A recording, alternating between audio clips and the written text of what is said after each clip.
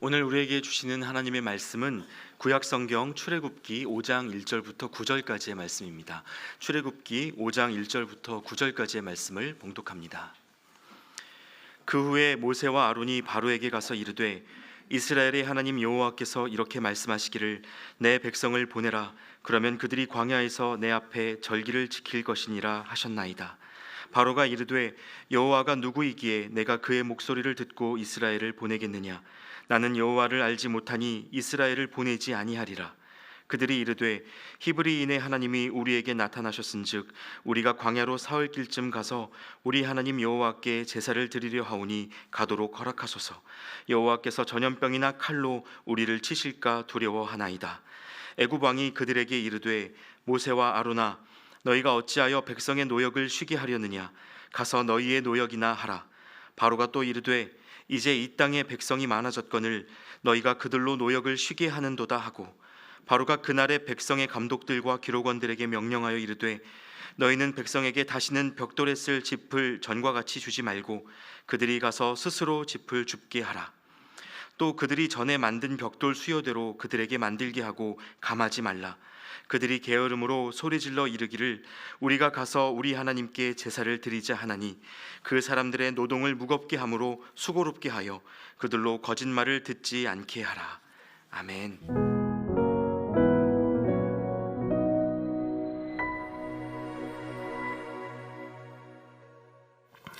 잘 지내셨죠? 네, 명절 잘 보내시고요. 또 이렇게 같이 나와서 함께 예배하게 돼서 얼마나 기쁜지 모르겠습니다. 오늘은 출애굽기 5장의 말씀으로 출애굽의 이유가 무엇인가 하는 것이 처음 나오는데 그 말씀을 같이 살펴보도록 하겠습니다. 야곱이 11아들을 데리고 이집트로 내려갔습니다. 그리고 이집트에서 이제 자녀들을 낳고 살아간 기간이 430년, 정확하게 성경은 기록해 주고 있습니다. 이 430년이 된 해에 이제 애굽에서 이제 나왔다라고 기록을 하죠. 출애굽기 12장 40절 41절 말씀입니다. 이스라엘 자손이 애굽에 거주한 지 430년이라 430년이 끝나는 그날에 여호와의 군대가 다 애굽 땅에서 나왔다. 그렇게 기록해 주고 있습니다. 그러니까 꽉 찬 430년, 만 430년을 애굽 땅에서 이스라엘 백성들, 히브리인이라고 하죠. 히브리인들이 살았습니다. 이 430년이라고 하는 그 세월은 마태복음 1장에 있는 예수님의 족보를 보면은 야곱에서부터 살몬이라고 하는 사람까지 이어지게 되는데 8대가 됩니다. 8대. 그런데 이 430년이 8대라고 하면은 조금 이제 이해가 되질 않죠. 요즘 같이 한 세대를 30년으로 잡게 되면은 14대가 돼야 됩니다. 14대 혹은 15대 정도가 이어지는 이제 그러한 그 시간이 430년인데 예수님의 족보에 거진 초기에 나와 있는 사람들의 그 당시의 수명을 보면은 지금하고 좀 많이 다르죠. 야곱도 130년 살았고 모세도 120년, 여호수아도 110년 그렇게 수명이 굉장히 긴 걸 보면은 그 당시는 한 50, 60에 이제 자녀를 낳고 그 자녀들이 또 50, 60에 또 자녀를 낳고 이제 그랬던 것 같아요. 그래서 한 8대 정도가 이제 이어지게 되는데 그저 요즘 그 기준으로 해서 한 14대, 15대 그러니까 430년은 굉장히 긴 시간이다. 그렇게 생각하면 됩니다. 430년 동안 그렇게 세대가 계속 반복이 되면서 그 땅에 살게 되면은 이제 거기가 고향이죠. 고향이면서 출애굽 당시에 이스라엘 백성들은 다 100% 이집트가 고향인 사람들인데 그 고향에서 그 이집트의 문화 속에 젖어서 이집트의 삶의 방식으로 살아갔던 사람들입니다. 여러분 꼭 430년까지 필요하지 않죠. 우리 일제강점기 35년이라고 얘기하죠. 그 35년 동안 너무나 많은 것들이 바뀌지 않았습니까? 습관이 바뀌고 언어가 바뀌고 문화가 바뀌어서 지금도 그 잔재를 이제 벗어내자라고 하는 운동이 있을 정도니까, 이게 한번 그 문화에 이제 빠지게 되면은 쉽게 벗어나지 못하는 것이 이 문화라고 하는 건데, 430년이면 엄청나게 이 문화적 흡수가 이제 있었다고 볼 수가 있습니다. 우리는 단순히 히브리 사람들이 노역이 너무 괴로워서 모두가 어떻게 하든지 애굽을 탈출하자라고 그 생각을 했었을 것이고, 그런 와중에 이 모세라고 하는 걸출한 지도자를 만나서 그 일이 성사되었을 것이다 라고 생각할 수 있습니다. 그러나 성경을 보면은 그렇지 않습니다. 당시에 파라오가 히브리 사람들을 잠재적 그 적군이라고 생각을 해서 노역을 가중시키고 산하 제한을 했던 것은 분명한 일이지만은, 그것이 출애굽기 1장과 3장에 간헐적으로 이제 나오긴 하지만, 그럼에도 불구하고 이스라엘 백성들이 애굽을 적으로 생각을 하고 탈출을 결심해서 전쟁을 벌여야 되겠다라고 생각한 적은 없었습니다. 그리고 그 일을 계획한 적도 절대로 없었습니다. 왜냐하면 아무리 노예 생활을 했다 할지라도 그들의 삶의 터전은 이집트였고, 이집트의 모든 삶의 기반이 있었기 때문에 그랬습니다. 그래서 오히려 그들은 갑자기 나타난 모세와 그 형 아론과 같은 이러한 그 사람들을 보면서 원망을 한 모습들이 훨씬 더 많이 기록이 되어져 있습니다. 어떤 신학자는 해석을 하기를 이렇게 얘기합니다. 모세와 아론을 당시 히브리인들은 극혐했다라고 얘기를 해요. 왜냐하면은 그냥 멀쩡히 있는데 갑자기 나타나서 이 파라오의 심기를 건드려 가지고 히브리 사람들의 노역만 더 가중시켰던 그러한 사람이 바로 모세였고 아론이었기 때문에 그들을 매우 미워했을 것이다 라고 보는데, 그것이 맞을 것 같습니다. 그것은 나중에 광야에서 모세와 아론을 원망하는 모습들하고 이제 연결이 되는데, 늘 그 리더십을 세워주지 않고 그렇게 이제 모세와 아론을 책망하고 이렇게 그 반대하는 일을 이제 일삼았던 것을 보면은 그것이 맞는 것 같습니다. 그런 히브리 사람들이었기 때문에 여러분, 출애굽을 결단하는 것은 그렇게 쉬운 일이 아니었습니다. 왜냐하면은 삶의 터전을 내려놓고 애굽을 나가야 한다고 하는 것은 그만큼 많은 것을 손해봐야 한다고 하는 의미이기 때문에 그랬습니다. 그래서 한번 무엇이 이제 손해가 있는가 하는 걸 좀 이렇게 바라봤는데, 이스라엘 백성들이 잃은 것들, 그러니까 출애굽을 하면서 내려놓아야 하고 잃어버려야 하는 것들이 무엇인가 했을 때 한 3가지 정도 정리를 해봤습니다. 첫 번째는 삶의 뿌리를 잃어버리는 겁니다. 그냥 나가자 해가지고 나가는 것이 아니라 삶의 뿌리를 완전히 이제 잃어버리는 의미가 되는 것이죠. 아까도 얘기했지만 430년이라고 하는 그 시간은 모든 삶의 기준과 방식 그리고 정체성이 형성되기에 너무나도 충분한 시간입니다.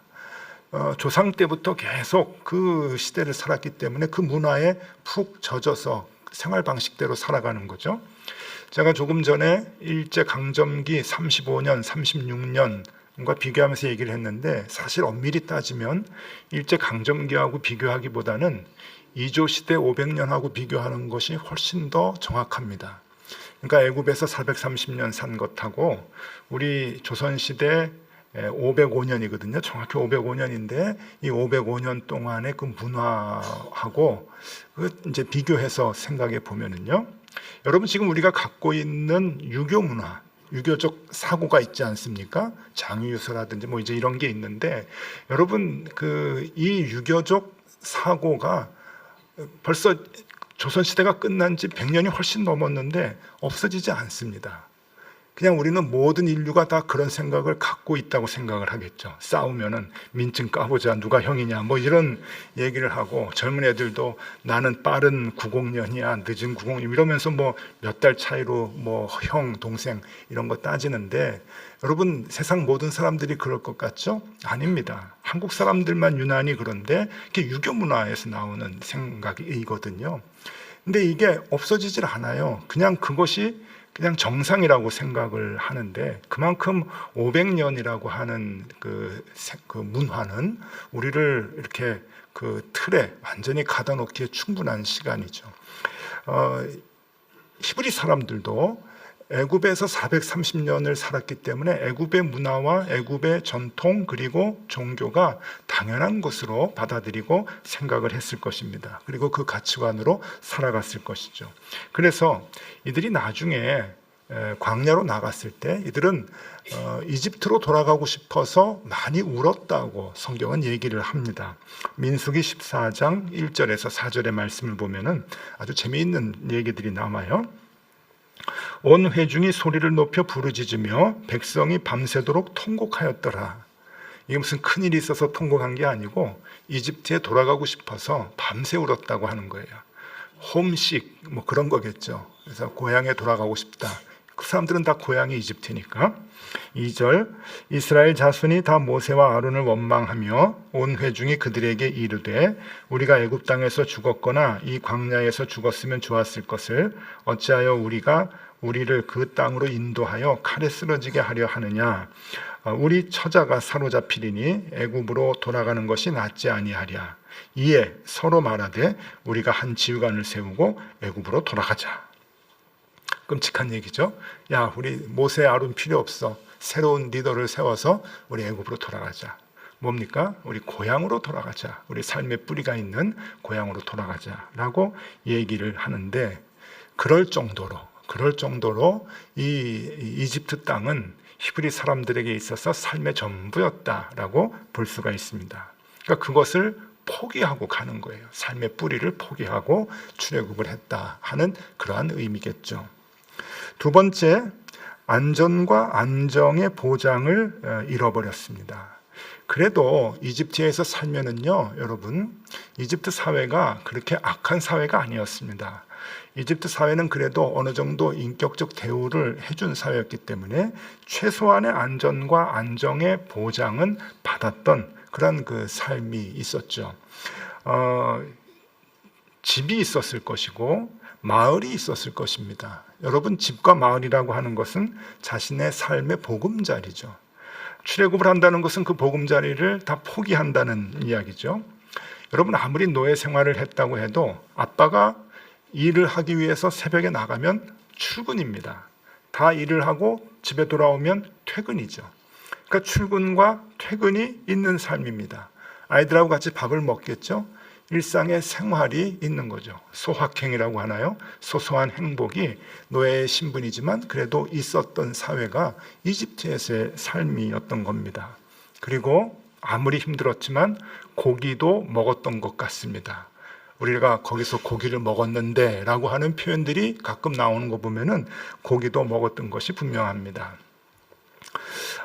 지난 2010년도에 사람들의 생각을 완전히 바꿔놓는 고고학적 발굴이 있었습니다. 이집트에서 피라미드 근처에서 나온 발굴인데, 예전에는 피라미드를 어떻게 건축을 했을까?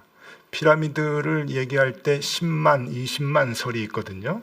연 인원 10만 명이 20년 동안 건축을 했을 것이다. 뭐 그렇게 이제 학자들이 얘기를 하는데, 그런데 그동안은 무엇이 정설이었냐면은 채찍을 가지고 이 10만 명을 이제 막 때려서 그 힘든 노역을 시켜서 완성시킨 것이 피라미드다라고 생각을 했는데, 2010년도에 그 새로운 발굴을 하면서 완전히 그 설을 뒤집었습니다.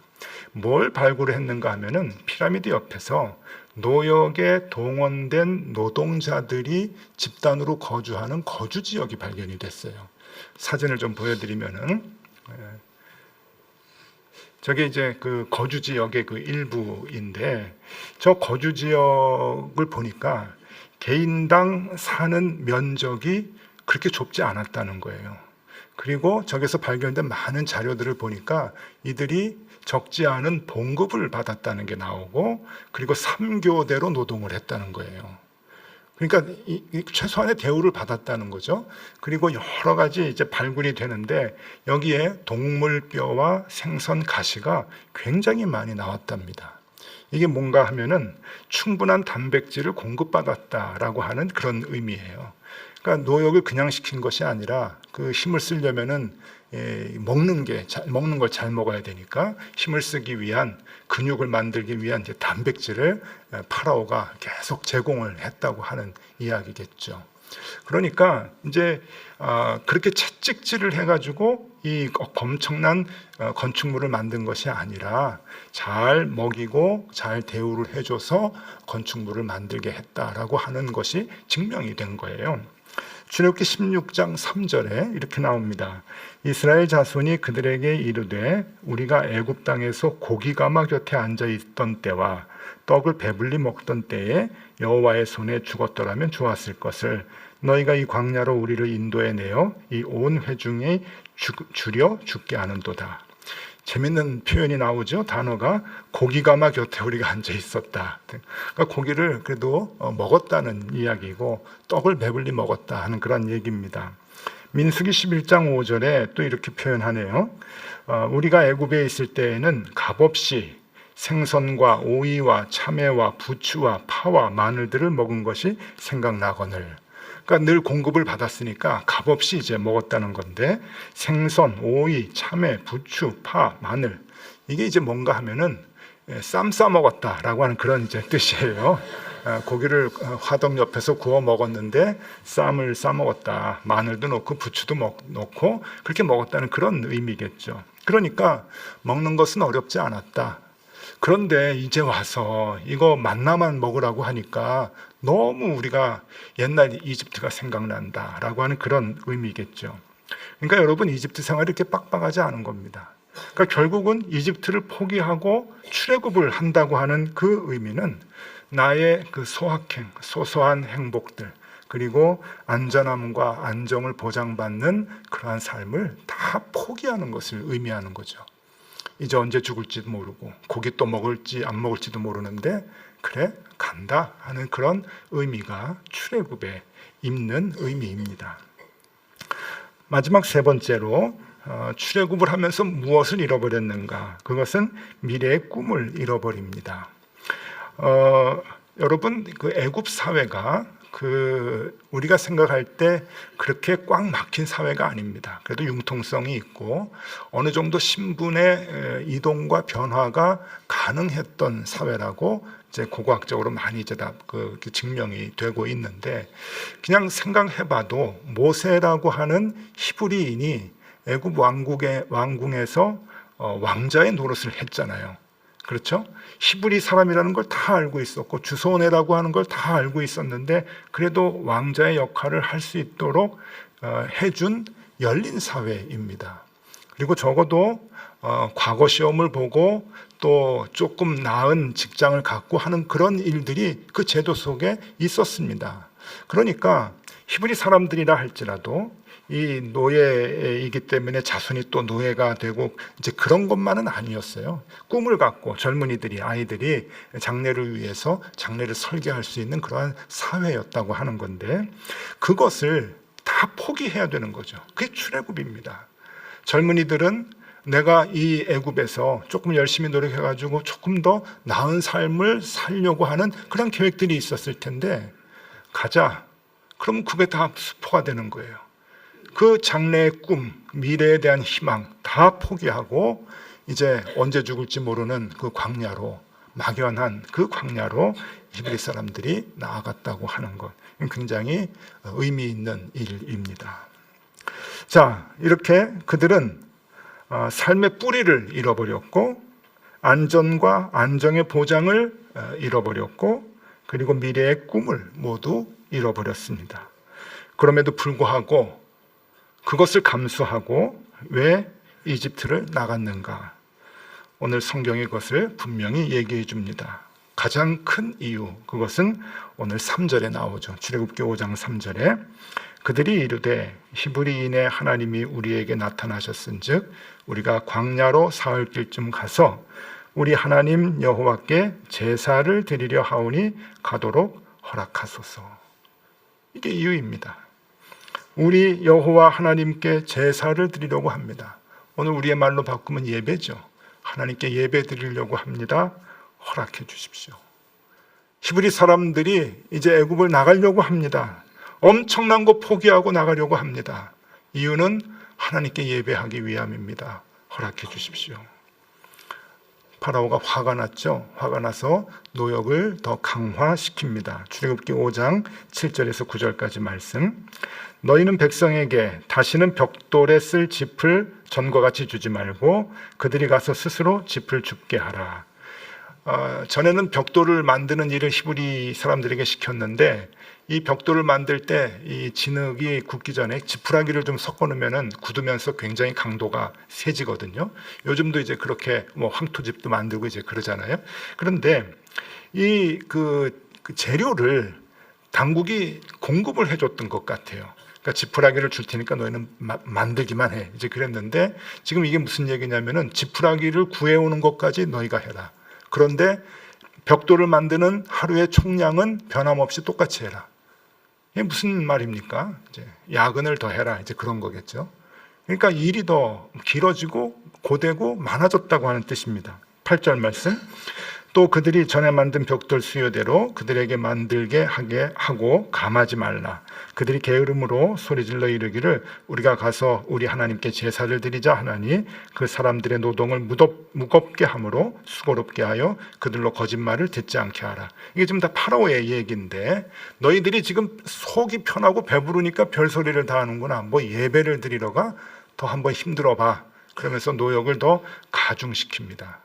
그러면은 그냥 딴소리 유혹되지 않고 너희들이 여기 있겠지. 이제 그런 뜻이겠죠. 자, 히브리 사람들 왜 그럼에도 불구하고 이집트를 나갔을까? 이유가 분명하죠. 노역이 더 가중됐습니다. 그런데도 애굽을 나갑니다. 삶의 터전을 모두 다 잃었습니다. 그럼에도 애굽을 나갑니다. 이유는 하나입니다. 예배. 예배하고 바꾸지 않겠다. 하나님께 제사 드리는 것이 가장 소중하다라고 하는 그 의미입니다. 여러분 요즘 이제 날씨가 조금 풀려서 괜찮은데 어떠세요? 이 높은 뜻 덕서교회 예배당에 오시려면 그래도 많이 힘드시죠. 또 주차하기도 힘드시고 주차하고 나중에 나갈 때도 더 어렵고 그런데 늘 원근 각처에서 예배당에 오시는 여러분들 참 감사드립니다. 자, 여러분들은 한 번의 예배를 위해서 무엇을 희생을 하십니까? 많은 것 희생할 수 있겠죠. 근데 히브리 사람들하고 한번 비교해 보면 좋겠습니다. 히브리 사람들은 삶의 터전과 뿌리를 버렸습니다. 안정된 삶과 안전한 삶을 포기합니다. 나와 자녀들의 장래의 꿈과 예배를 바꿉니다. 우리에게도 그런 마음이 있나 되돌아보면 좋겠습니다. 어떠세요? 여러분들은 예배 한번 참여하기 위해서 하나님 앞에 나아가 예배하기 위해서 얼마나 많은 것들을 희생하십니까? 아니, 얼마나 큰 것들을 바꿔도 괜찮다고 생각을 하십니까? 오늘날에 있는 사람들이에요. 여러분들 혹시 그 이집트의 여행을 이제 가실 일이 있으면 뭐 패키지로 가면은 그룹이 있기 때문에 가능할지는 모르겠습니다만은 이집트 카이로에 모카탐이라고 하는 지역이 있습니다. 여기가 오늘날의 기독교 성지와 같은 곳인데 카이로에 가면은 그 근방에 있는 그 피라미드 보러 이제 많이 가는데 우리 기독교인들은 이 모카탐이라고 하는 데도 한번 가보면 좋겠다 이렇게 생각이 들어요. 여기는 콥틱 교회 교인들이 모여 사는 집단 거주지인데 교인들이 모여 사는 집단 거주지 이전에 쓰레기 처리장입니다. 그러니까 카이로에 엄청난 수도 그 사람들이 쓰고 버린 그 쓰레기들이 모여 있는 집화장인데, 그러니까 옛날에 서울의 난지도라고 생각을 하시면 돼요. 여기에서 이제 쓰레기를 처리하면서 이렇게 살아야 되는 사람들이 있는데 아무도 안 들어갑니다. 그건 누가 들어가겠습니까? 그런데 기독교인들이, 이집트는 이슬람 국가잖아요. 그래서 이슬람 국가에서 기독교인들이 있는데 이 기독교인들이 예배 드릴 때마다 핍박을 너무 많이 받는 거예요. 때로는 죽기도 하고 과격하니까. 그래서 이 기독교인들이 카이로 당국하고 빅딜을 합니다. 뭘 빅딜을 하는가 하면은 우리가 집단으로 쓰레기 처리장 하는 그 모카탐이라고 하는 지역에 가서 살고 쓰레기 처리를 해줄 테니까 종교의 자유를 달라, 예배드리게 해달라. 그래서 당국으로부터 오케이 사인을 받아요. 좋다. 그래서 그 지역에 가면은 기독교인들이 그 쓰레기를 처리하면서 삽니다. 그 지역의 사진을 좀 보여드리면은요, 그냥 그 마을 전체가 닭 쓰레기 다 처리하고 거기서 쓰레기 분리해서 이제 살아가는 일인데 다 저렇게 이제 그 냄새가 나고 이제 그런데 저기에서 기독교인들이 종교의 자유를 얻기 위해서 저기에 들어가서 아이를 낳고 그 아이들이 또 나가질 않아요. 그 아이들이 또 그 일을 하면서 평생을 삽니다. 왜? 예배 드리려고요. 지금도 있어요. 그래서 저기 그 지역에 가면은 저희 참 유명한 교회인데 동굴에다가 그냥 깎아서 이 의자를 만들었어요. 의자도 돌이에요. 그냥 돌을 깎아서 의자를 만들어서 모든 마을 사람들이 저기서 예배를 드립니다. 함께. 저 예배 드리기 위해서 저들은 여러분 자식들이 쓰레기 처리하고 쓰레기 그 냄새나는 데서 그거 만지면서 살도록 바라는 부모가 어디 있겠어요? 어디 있겠어요? 그런데 너희는 하나님 앞에 예배드리면서 살아.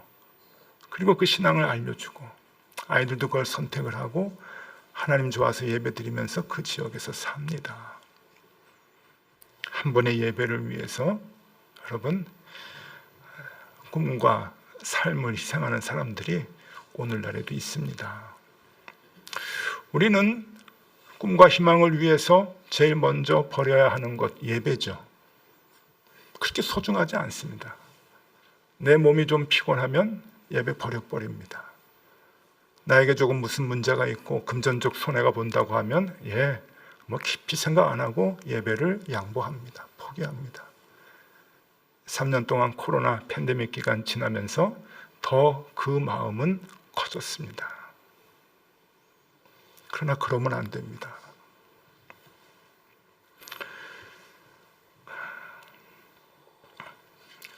저는 제 얘기해서 조금 죄송하긴 한데 지금도 새벽 4시가 되면 눈이 떠집니다. 자동으로. 이게 군대에서 있었던 그 습관인데 몸이 기억을 한다고 지금도 새벽 4시만 되면 정확히 눈이 떠져요. 뭐 알람 안 해도 눈이 이렇게 떠집니다.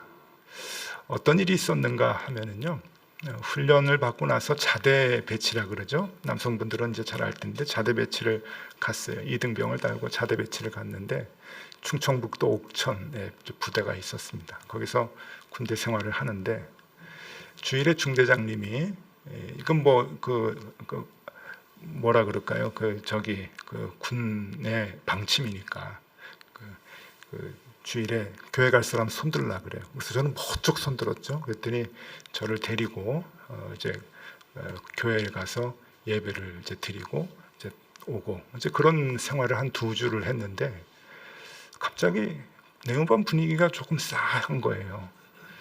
그래서 왜 그런가 했더니 이게 종교의 자유가 있기 때문에 손을 들어서 갔다 올 수는 있는데 예배드리는 그 시간에 다른 내무반 사람들은 다 곡괭이하고 삽을 들고 나가서 일을 해야 되는 거예요. 그 시간에. 그래서 뭐 이게 길도 닦고 뭐 망가진 거 다 막사도 고치고 아주 고된 일들을 이제 하는데 저만 예배 시간에 삭삭 빠진다고 하는 그런 의미겠죠. 그래서 고참들이 곱게 보질 않는 거예요. 그러니까 소대장, 중대장 앞에서는 아무 말 못하다가 없으면은 그냥 막 야단을 치는 거죠. 너 군대 너 이렇게 예배당 가가지고 네가 할 일을 딴 사람들이 해야 되니까 일이 더 고돼지는데 가지 말라고. 그 어떻게 해야 됩니까? 또 중대장이 와서 주일에 교회 갈 사람 그래요. 또 손들었어요. 이건 죽는 거예요. 손들었어요. 손들고 또 예배당 갔다 왔는데 상황이 좀 심각해지더라고요. 제가 내무반장하고 빅딜을 했습니다. 빅딜. 뭘 빅딜 했냐면은 그때 여러분 군대는 아시죠? 10시 취침, 6시 기상입니다. 그렇다고 8시간 모든 잠을 군대가 보장해 주는 건 아니죠. 하루에 1시간씩 보초 근무를 써야 됩니다. 누구나 예외 없이 보초 근무를 쓰는데 10시부터 11시까지, 11시부터 12시까지, 12시에서 1시, 이렇게 이제 1시간씩 우리 그때는 이제 근무를 썼는데 돌아가게 돼 있어요. 이게 좋은 시간이 있고 나쁜 시간이 있잖아요. 10시, 11시는 제일 좋아요. 근데 다 이제 고참이 그것만 쓰면은 안 되니까 돌아가면서 하게 돼 있는데 제일 싫어하는 시간이 4시, 5시입니다. 이게 애매해요. 차라리 5시, 6시는 괜찮아요. 근데 4시, 5시는 누구나 다 싫어합니다. 이게 근무 끝나고 1시간 잠 못 자요. 그러니까 괜히 잠도 못 자고 찝찝한 것 같고 제일 싫어하는 근무여가지고 고참도 그 시간이 되면은 오늘은 재수 없네 이제 뭐 이러던 이제 상황인데 제가 내무반장하고 빅딜을 했어요. 다 싫어하는 4시, 5시 근무를 내가 제대할 때까지 말뚝을 맞겠습니다. 그래서 제 혼자 그 시간을 다 썼어요. 근무를. 근데 좋은 점이 있더라고요. 보니까 그 부대 교회가 새벽 기도를 하는데 항상 새벽 기도 시간이 5시, 6시였어요. 그러니까 내가 보초 근무를 쓰고 나면 저는 뭐 또 잠을 잘 수는 없으니까 새벽 기도를 가는 거예요. 그러니까 저는 일석이조이더라고요. 그래서 그때부터 새벽 4시에 깨서 새벽 기도를 한 것이 지금까지 몸이 기억을 한다고. 이런 거 기억 안 해도 되는데 몸이 기억한다고 지금도 4시 되면 눈이 탁 떠지고 이제 그래요. 근데 여러분 쉽지는 않았습니다. 매일 4시에 일어나가지고 1시간 근무를 쓴다고 하는 거 쉬운 일이 아니지만 예배하고 바꿨어요. 예배하고. 그래서 주일날만 되면은 고참들이 저 찾아요. 빨리 교회 가라고. 너 빨리 교회 가라. 교회 가. 여러분들은 한 번의 예배를 위해서 무엇을 바꾸셨습니까? 올해 우리는 출애굽기 묵상을 합니다. 출애굽기 묵상하는 이유는 잘 알듯이 올해 우리는 예배당 이전을 해야 되는데 그 지혜를 얻기 위함입니다. 높은 뜻 독서교회가 예배당 이전을 올 한 해 결정을 짓고 내년부터 새로운 예배 초소를 우리가 정해서 가야 하는데 우리가 이 예배 초소를 옮기는 이유는 딱 하나입니다. 이곳에서 더 이상 예배를 드릴 수 없기 때문입니다. 우리가 함께 다른 곳에 가서 예배 드리기 위해서 우리는 예배 초소를 찾고 있습니다.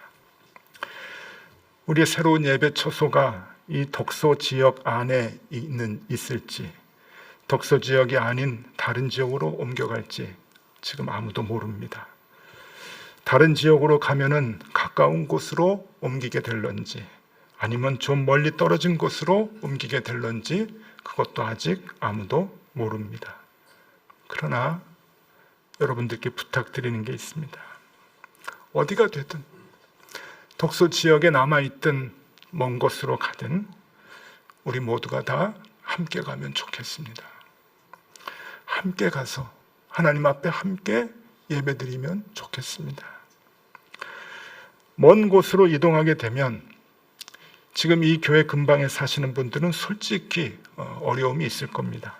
시간도 많이 걸리고 또 비용도 많이 나오고 몸은 피곤하기도 하고 불편한 점이 한두 개가 아닐 것입니다. 그런데 여러분 아셔야 합니다. 시간도 비용도 몸의 피곤함도 몸의 불편함도 한 번의 예배를 드리기 위해서 바꿀만 합니다. 그리고 바꿔야 됩니다. 아무리 시간이 많이 걸려도 아무리 교통비가 많이 나온다고 해도 아무리 몸이 피곤하다고 해도 불편한 점이 한둘이 아니라고 해도 예배의 소중한 만큼은 따라가지 못합니다. 그래서 우리는 함께 가서 예배 드리면 좋겠습니다. 옛날 히브리 사람들은 그 예배를 위해서 삶의 터전을 벌였습니다. 안정과 안전의 보장을 포기했습니다. 그리고 자기 자신과 자녀들의 미래의 꿈도 버렸습니다. 왜? 예배를 위해서. 여러분, 그 한 번의 예배를 위해서 우리 모두가 힘써서 하나님 앞에 나아가면 좋겠습니다. 그러한 예배자로 우리가 평생 주님 앞에 설 수 있기를 소망합니다. 기도하겠습니다. 주님, 평생 예배자로 살게 하여 주시옵소서. 우리 모두가 예배 공동체가 되게 하여 주시옵소서. 주님 계시는 곳에서, 주님 오라 하시는 곳에서 주님께 함께 예배하는 우리 교우들이 되게 하여 주시옵소서. 주님의 인도하심 따라 어디든지 주를 따라 주와 같이 가게 하여 주시옵소서. 예수 그리스도 이름으로 기도드리옵나이다. 아멘.